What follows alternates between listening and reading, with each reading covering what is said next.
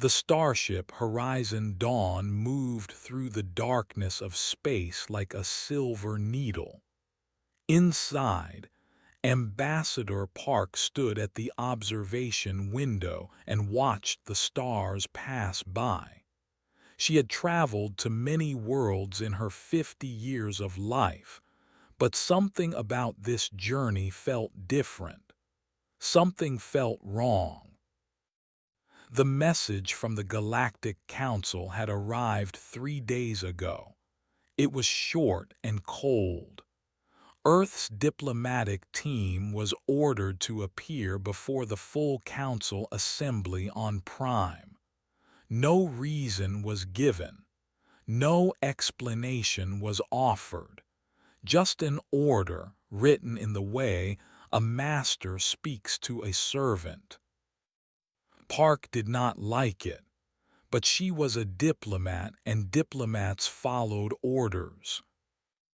Behind her, security chief checked his weapon for the 100th time.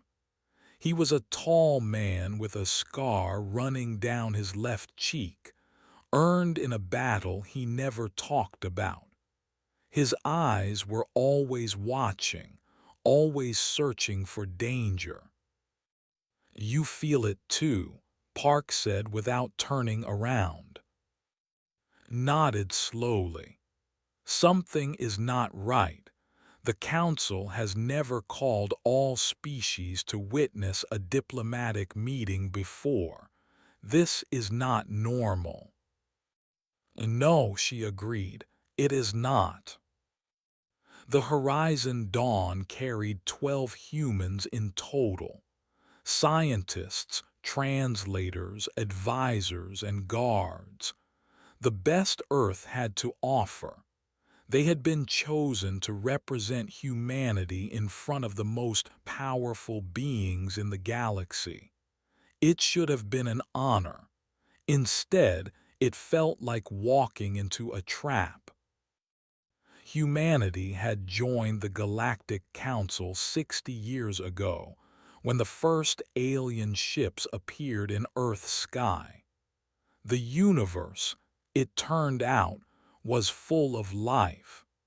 Thousands of species had built an empire that stretched across 1 million stars. Humans were the members, and the Council never let them forget it. To the ancient races of the galaxy, humans were children. Loud, aggressive, dangerous children who needed to be controlled. Earth was given a small corner of space and told to stay there. They were allowed to trade, but only certain goods. They were allowed to travel, but only to certain worlds. They were allowed to exist, but only if they followed the rules. Most humans accepted this. What choice did they have? The Council's fleet numbered in the millions. Earth had barely 40 warships. Fighting was not an option. But some humans refused to bow. 3 years ago, a Council harvester fleet had entered human space without permission. The harvesters were collectors of genetic material. They took samples from every species they encountered, willing or not. When they tried to abduct colonists from the planet New Sol, the Human Defense Force destroyed them. Every single ship, every single harvester. The Council had been furious. Earth apologized publicly but celebrated privately. The message was clear. Humans would not be taken without a fight. Now, Park wondered if this summons was the Council's response. The Horizon Dawn dropped out of faster-than-light travel, and Prime appeared before them. It was a massive world, covered in silver cities and floating platforms. The capital of the Galactic Council. the heart of an empire that had ruled for 10,000 years. A dozen council warships surrounded them immediately. Their weapons were not pointed at the human vessel, but their meaning was clear. You are being watched. Do not try anything foolish. The landing was smooth. The delegation gathered their things and prepared to disembark. Park wore her finest diplomatic robes, deep blue with gold trim. She looked like what she was, the voice of 8 billion humans. Walked beside her, his hand never far from his weapon. The other team members followed close behind. Outside the ship, a group of council enforcers waited for them.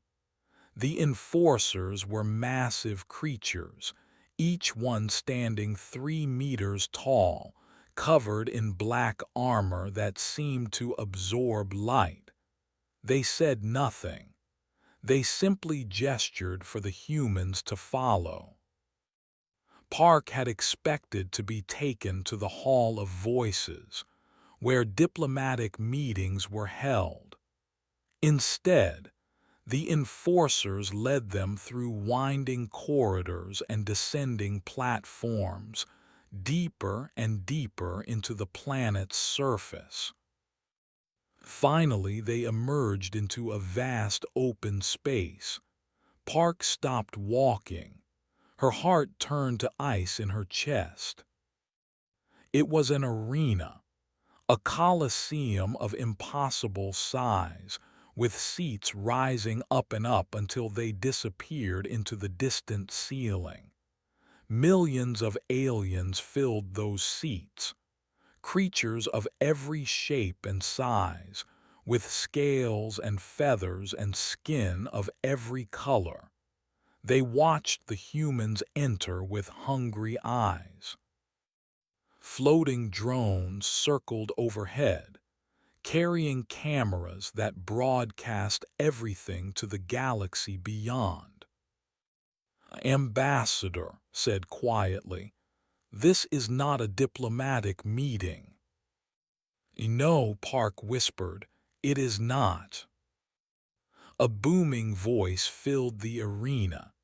It came from a raised platform at the far end, where the council's leaders sat on thrones of crystal and gold. The speaker was Archon, the supreme ruler of the Galactic Council. He was in creature, tall and thin, with 4 arms and eyes that glowed like red stars. "Humans of Earth," announced, "you have been brought here to answer for your crimes against the galactic order. You have expanded beyond your borders. You have refused to submit your genetic material and you have destroyed a peaceful harvester fleet that meant you no harm." Park stepped forward. Her voice did not shake. "Those harvesters were kidnapping our people. We defended ourselves." "Silence," commanded. "You do not speak unless permitted. You are not here to defend yourselves. You are here to be punished." The crowd roared with approval. The sound was like thunder, shaking the very ground beneath Park's feet. Raised one of his 4 arms. "The sentence is death. Your execution will be broadcast to every world in the galaxy. Let all species see what happens to those who defy the Council." Park looked at her team. She looked at the millions of aliens who had come to watch them die. And she realized something important. They were not afraid. Across the galaxy, billions of eyes turned to their screens. The Council's broadcast reached every planet, every station, every ship with a receiver. This was the great spectacle, the ritual that had kept the galaxy obedient for thousands of years.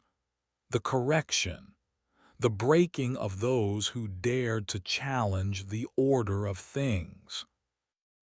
On Earth, defense minister stood in the command center beneath the mountains of Korea. Around her, 100 officers watched the broadcast in horrified silence. She was a woman of 60 years, with gray hair cut short and eyes that had seen too many battles. Her hands gripped the edge of the table so hard that her knuckles turned white. On the screen, Ambassador Park and her team stood in the center of the arena. The floating drones circled them like vultures, capturing every angle for the watching galaxy. "This cannot be happening," someone whispered behind.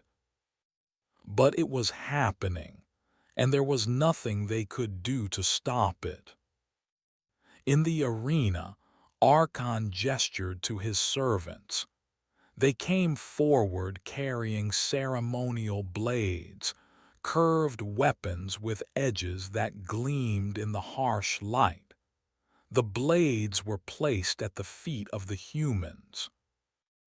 "A gift," announced, his voice dripping with mockery.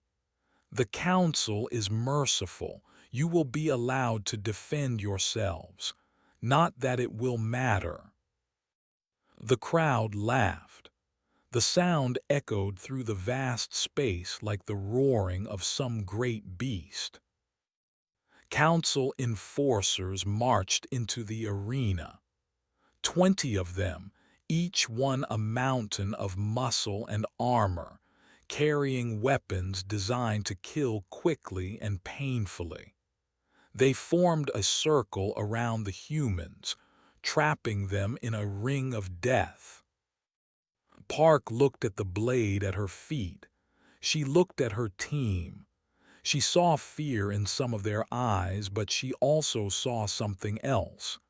Determination, pride, defiance. "Pick up the weapons," she said quietly. "We are humans. We do not die on our knees." Was the first to move. He grabbed a blade and tested its weight in his hand. The others followed, each one taking a weapon and standing ready. The galaxy watched. Archon leaned forward on his throne, clearly expecting the humans to beg, to plead for their lives, to provide entertainment for the masses before their inevitable deaths. He gestured to a drone, which floated down to hover in front of Park. "You may speak," said.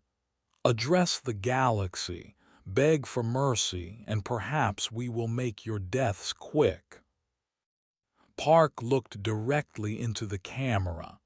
Her face was calm. Her voice was steady. She spoke in perfect galactic standard so that every species in the universe could understand her words. "I will not beg. Humans do not beg. You have brought us here to show the galaxy your power. But all you have shown is your cruelty. All you have proven is your fear." She paused, letting her words sink in. "You mistake our patience for weakness. You mistake our diplomacy for fear. Today you show the galaxy what you are. Tomorrow we show you what we are." The crowd fell silent. No one had ever spoken to the Council like this. No species had ever them so openly. Archon's eyes burned with rage. "Kill them," he commanded. "Kill them all." The enforcers attacked. moved first. He was not a young man, but he had spent 30 years learning how to fight and kill. His blade found the gap in an enforcer's armor, sliding between the plates and into the soft flesh beneath. The creature fell, surprised that something so small could hurt something so large. The other humans followed his lead. They were scientists and diplomats, not soldiers, but in that moment they became warriors. They fought with everything they had, knowing that death was coming but refusing to accept it quietly. On Earth, watched with tears streaming down her face, the command center had gone completely silent. Every person was frozen, watching their people fight against impossible odds. Park killed an enforcer herself, driving her blade into its eye when it leaned down to grab her. She pulled the weapon free and spun to face another attacker, her diplomatic robes now stained with alien blood. 7 enforcers fell before the humans began to tire. One by one, Park's team was cut down. The translator, a young woman named, died protecting a wounded colleague.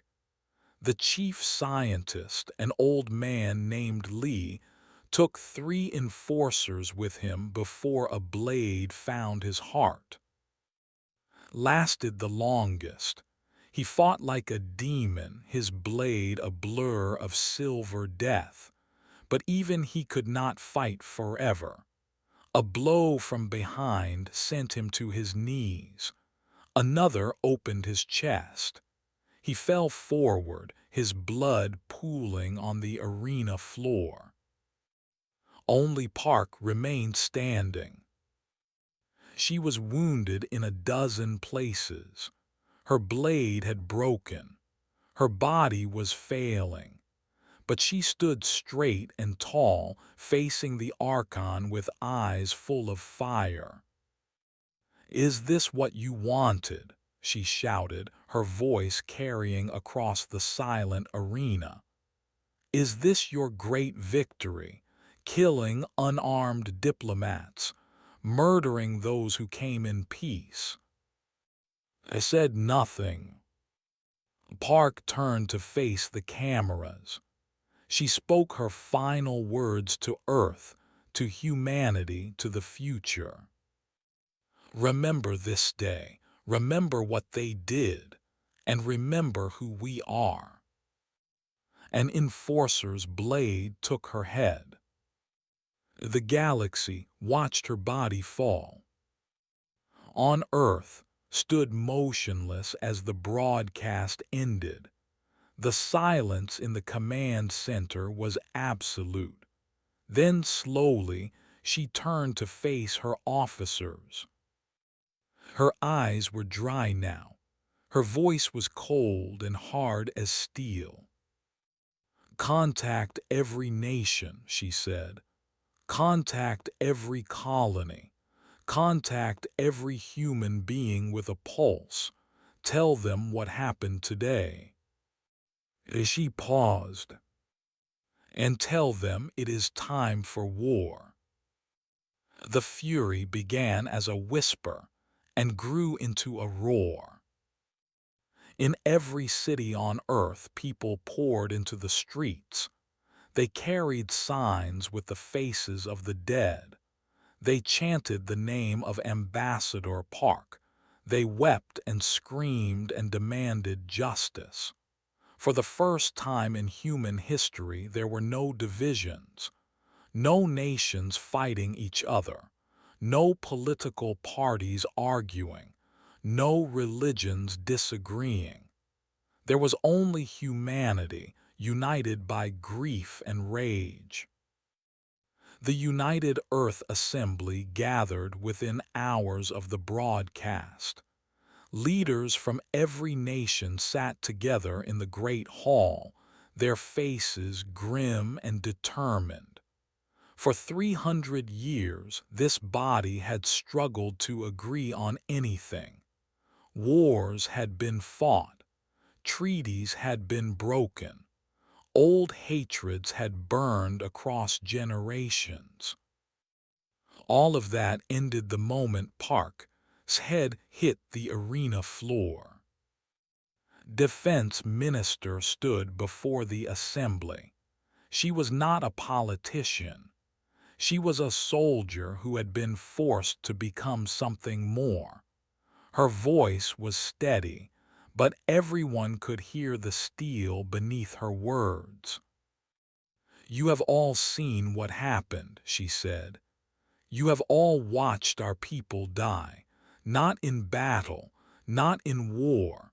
They were murdered, executed like animals for the entertainment of those who call themselves our masters." The assembly was silent. Every face was turned toward her. For 60 years, we have followed the council's rules. We have bowed when they told us to bow. We have accepted insults and limitations and treated like children in our own home. And what did our obedience earn us? A public execution broadcast to a billion worlds. She paused, letting her words sink in. "I am not here to ask for permission. I am here to tell you what happens next. We are going to war, not for revenge, not for conquest. We are going to war because if we do not, they will come for us again, and again, and again, until humanity exists only in their museums, another species that was too weak to survive." The vote was unanimous. Every nation, every leader, every voice. War. In the weeks that followed, the galaxy learned something that shocked them to their core. Humanity had been lying. The Council believed Earth had 40 warships, old vessels, barely capable of defending a single planet. They had watched humanity struggle and suffer, and accepted that these newcomers would never be a threat. They were wrong. Admiral stood on the bridge of the battleship Eternal Fury and watched his fleet assemble. He was a man of 65 years, with a face like carved stone and eyes that had seen the death of worlds. For 30 years, he had commanded humanity's secret navy, hidden in the dark spaces between stars. 4,000 warships emerged from their hiding places.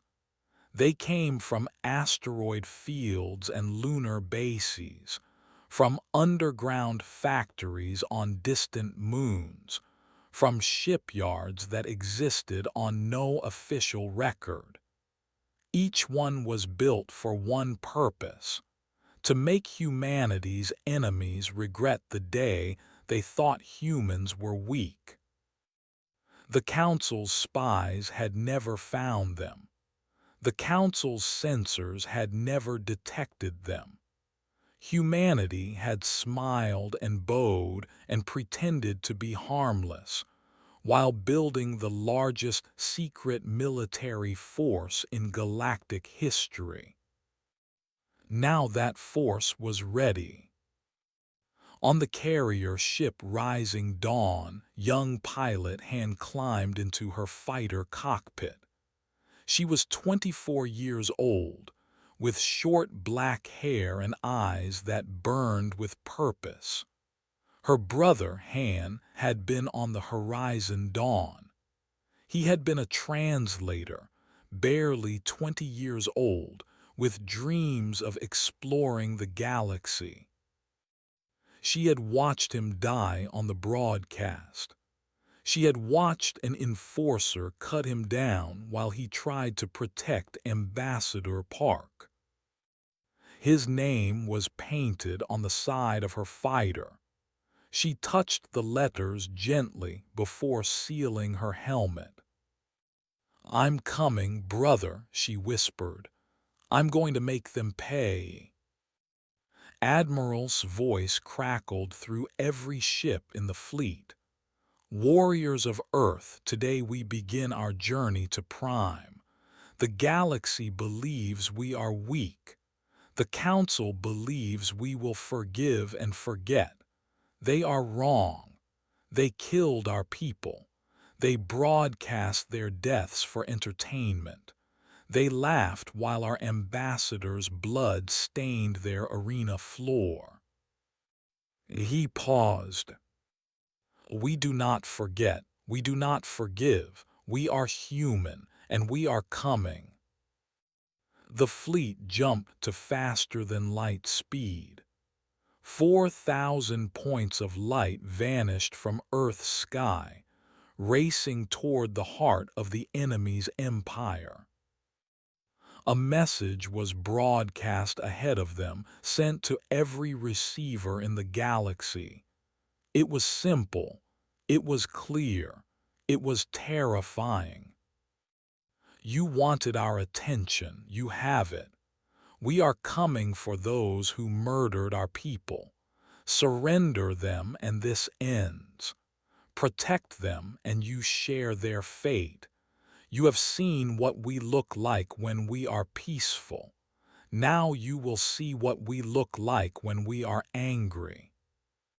The message was signed with a single word: Earth. Across the galaxy, species that had laughed at the broadcast stopped laughing. Species that had cheered for human blood grew silent. Species that had celebrated the Council's cruelty began to wonder if they had chosen the wrong side.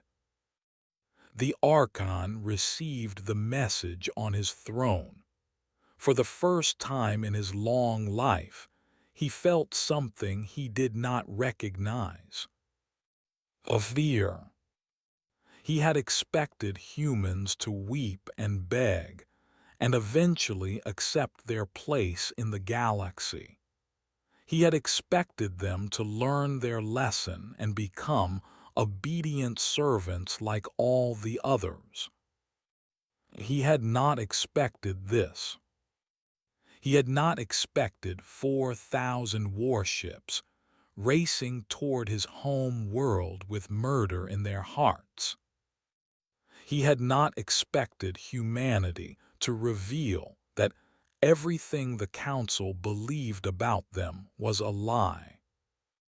Most of all, he had not expected Ambassador Park's final words to be so terribly, horribly accurate. Tomorrow had come, and Earth was showing the galaxy what they truly were. The Council fleet gathered above Prime like a swarm of angry insects. 2,000,000 warships, drawn from every corner of the galaxy, formed a wall of steel and fire between the human attackers and the of galactic civilization. The Archon watched from his throne room, confident that no force in the universe could break through such a defense. He was wrong. Admiral studied the enemy formation on his tactical display. His officers stood around him, waiting for orders. The numbers were against them. 2,000,000 ships versus 4,000. By any reasonable calculation, the humans should retreat. They should negotiate. They should accept that victory was impossible.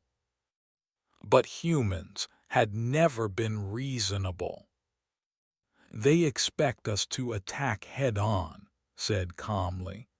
They expect us to follow the rules of civilized warfare.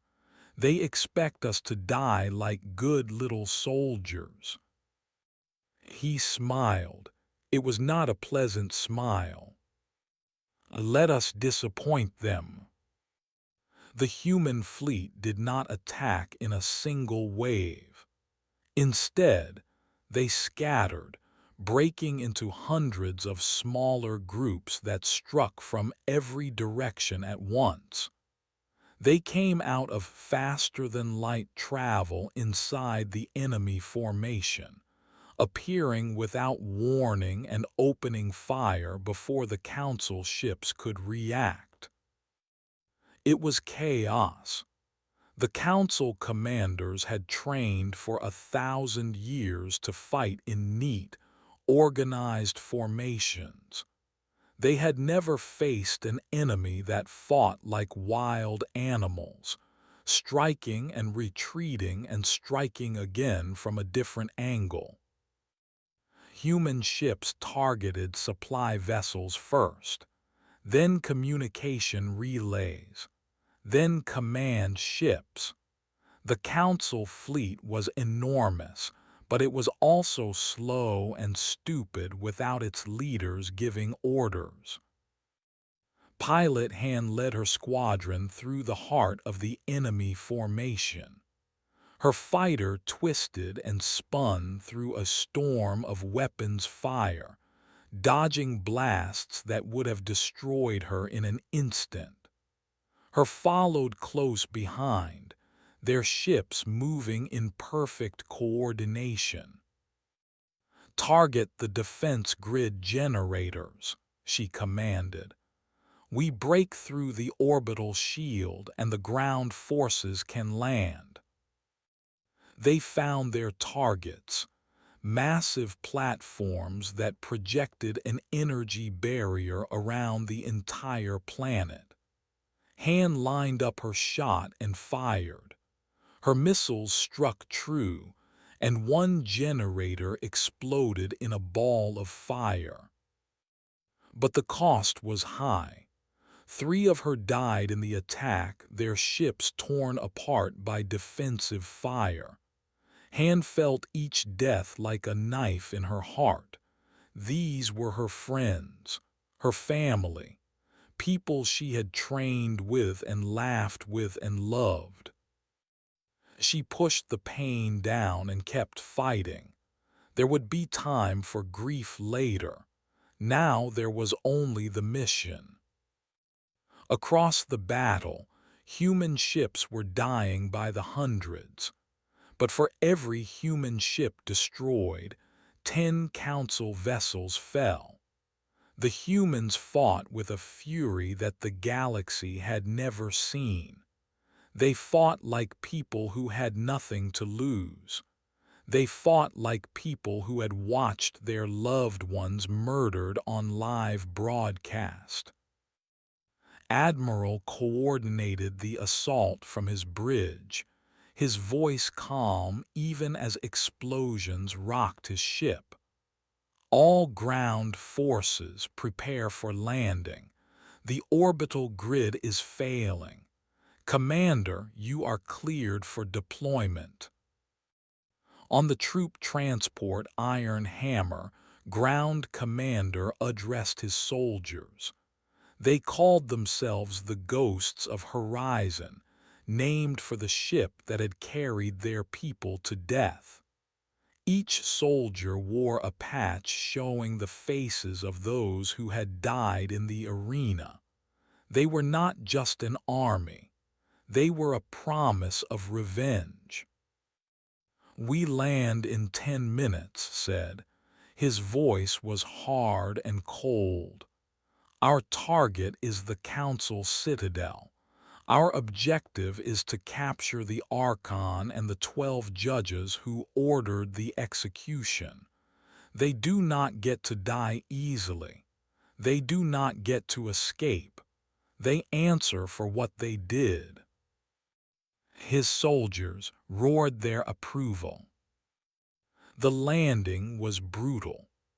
Council forces met them on the ground with everything they had, led his troops through streets that burned with weapons fire, past buildings that crumbled into dust, over the bodies of enemies who had thought themselves untouchable. The Council enforcers fought hard. They were massive, armored, and trained for war, but they had never faced humans in ground combat. They did not understand that humans would keep fighting even when wounded. They did not understand that humans would sacrifice themselves to save their friends. They did not understand that humans had spent their entire history killing each other and had become very, very good at it. Himself killed 17 enforcers before reaching the citadel gates. His armor was cracked. His weapon was running low on ammunition, and blood ran from a wound on his forehead. But his eyes were clear, and his hands were steady. "Breach the gates," he ordered. Explosives tore the ancient doors from their hinges. The ghosts of Horizon poured into the citadel, fighting through wave after wave of defenders. In space, the battle was reaching its end. The Council fleet was broken, scattered, running for the safety of distant stars. Han and the surviving pilots chased them, destroying any ship that tried to return to defend the planet. She had lost half her squadron, half her friends, but they had won. The orbital defenses were gone, and Prime lay open before the human fleet. On the ground reached the throne room. The doors burst open, and he found himself face to face with the Archon. Stood alone, his guards were dead. His fleet was destroyed. His empire was crumbling around him. But he still wore his crown, and his eyes still burned with arrogance. "You cannot do this," the Archon said. "I am the ruler of 1,000,000 worlds. You are insects, animals. You have no right to stand before me." Raised his weapon. For a long moment he stared at the creature who had ordered the deaths of his friends, his leaders, his heroes. Then he lowered his weapon. "You are under arrest," he said. "You will face trial for your crimes. That is the human way." The Archon laughed. "Trial? You think your little courts can judge me?" "No," replied. "I think the galaxy will judge you, and I think the galaxy is watching right now." He pointed to the floating drones that had followed his soldiers into the throne room. The same drones that had broadcast the execution of Ambassador Park were now broadcasting the capture of the Archon. The galaxy was indeed watching. And the galaxy saw humanity choose justice over revenge. The trial lasted 30 days. The Archon and the 12 high judges who had ordered the execution were brought before a new court, built in the ruins of the Council citadel. Representatives from 1,000 species gathered to witness the proceedings. Some had come hopping to see human vengeance. Some had come hopping to see human mercy. All of them had come to see what kind of species humanity truly was. Admiral served as the chief prosecutor. He presented evidence gathered from council records, testimony from witnesses, and recordings of the broadcast that had started it all. He showed the galaxy exactly what the Archon had done and exactly why he had done it. "This was not justice," said, his voice carrying across the silent chamber. "This was entertainment. Ambassador Park and her team were not executed for crimes. They were murdered to send a message. They were killed to remind the galaxy that the Council held absolute power over life and death." The Archon sat in chains, stripped of his crown and his dignity. He had refused to speak in his own defense. He had refused to acknowledge that the court had any authority over him. Even now, facing judgment, his eyes burned with hatred and pride. The verdict was unanimous, guilty on all charges. But the sentence was not death. Defense Minister stood before the assembly to announce the punishment. She had traveled from Earth to deliver this message personally, representing the billions of humans who had watched their people die. "We could kill them," she said. "We have that right. Every law of war, every principle of justice would support execution. They showed no mercy to our people. Why should we show mercy to them?" She paused, letting the question hang in the air. "Because we are human. Because we are not like them. Because Ambassador Park did not die so that we could become the monsters who killed her." The Archon and the 12 judges were sentenced to life imprisonment. They would be held on a prison planet at the edge of known space, watched by guards from 100 different species. They would live long lives, but they would spend those lives in cells, knowing that the galaxy they had once ruled had rejected everything they stood for. It was a harder punishment than death. Death would have made them martyrs. Prison made them irrelevant. After the trial, Admiral addressed the assembled representatives. The broadcast reached every corner of the galaxy, just as the execution had done months before. But this message was different. "You expected us to become what you were," said. "You expected us to butcher and conquer and rule through fear. That is not who we are. We came for justice, not genocide. The architects of the broadcast have answered for their crimes, but the Council as it was no longer exists. The question now is what comes next." He looked out at the thousands of faces watching him. For 10,000 years, the galaxy has been ruled by fear. Species that the Council were destroyed. Species that questioned the Council were silenced. Species that simply wanted to be left alone were forced to bow and obey. That system created the arena where our people died. That system must end.